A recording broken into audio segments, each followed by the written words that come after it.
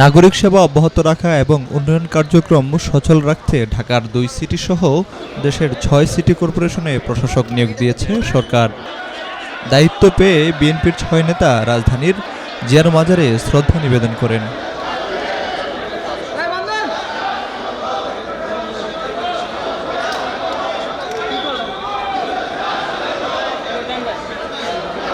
নবনিযুক্ত প্রশাসকগণ মঙ্গলবার রাজধানীর শেরেবাংলা নগরে জিয়াউর রহমান ও খালেদা জিয়ার মাজারে ফুলেল শ্রদ্ধা নিবেদন ও দোয়া মাহফিলে অংশ নেন।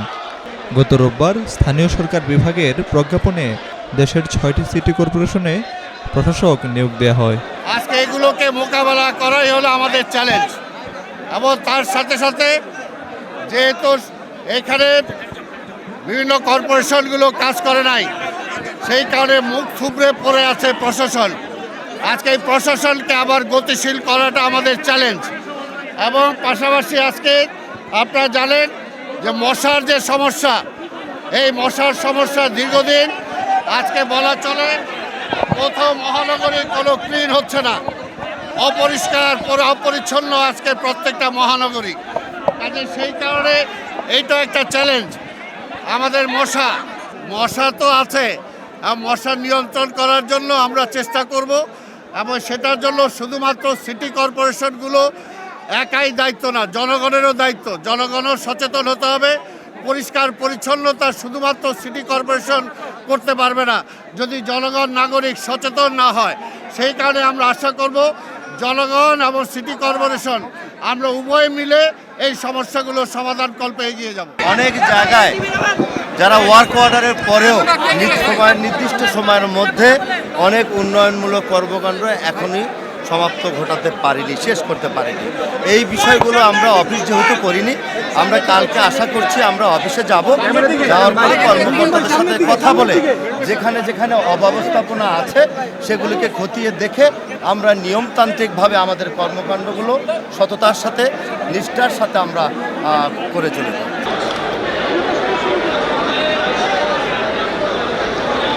প্রশাসকরা জানান, এই দায়িত্ব জনগণের প্রত্যাশা পূরণের জন্য। আমরা রাজনৈতিকভাবে দায়বদ্ধ সিটি কর্পোরেশনকে জনমুখী ও কার্যকর প্রতিষ্ঠান হিসেবে গড়ে তুলতে কাজ করব।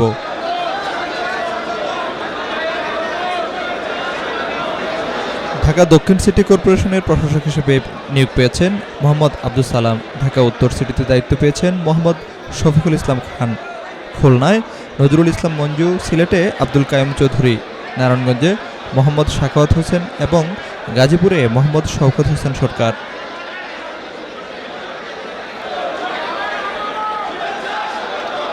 স্থানীয় সরকার সিটি কর্পোরেশন অধ্যাদেশ ২০২৪-এর ধারা ২৫-এর ক অনুযায়ী নির্বাচিত কর্পোরেশন গঠিত না হওয়া পর্যন্ত প্রশাসকরাই মেয়রের ক্ষমতা প্রয়োগ করবেন, বিধি মোতাবেক ভাতাও গ্রহণ করবেন।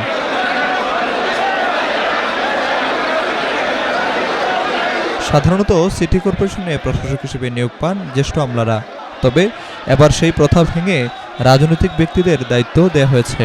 বিশ্লেষকদের মতে এর মাধ্যমে স্থানীয় সরকার ব্যবস্থায় সরাসরি রাজনৈতিক সম্পৃক্ততা আরও বেড়েছে।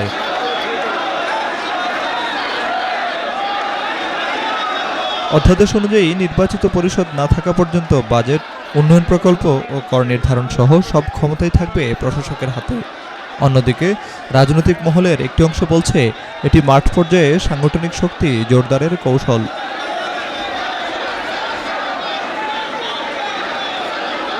আইন বিশেষজ্ঞরা বলছেন প্রশাসক নিয়োগ বৈধ হলেও এটি অস্থায়ী সমাধান। গণতান্ত্রিক কাঠামো পূর্ণতা পায় নির্বাচিত প্রতিনিধিদের মাধ্যমেই।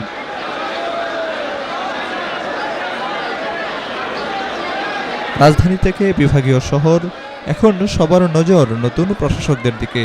তারা কি নাগরিক সেবা বাড়াতে পারবেন নাকি রাজনৈতিক বিতর্কেই আটকে যাবে কার্যক্রম, সেটি এখন দেখার বিষয়।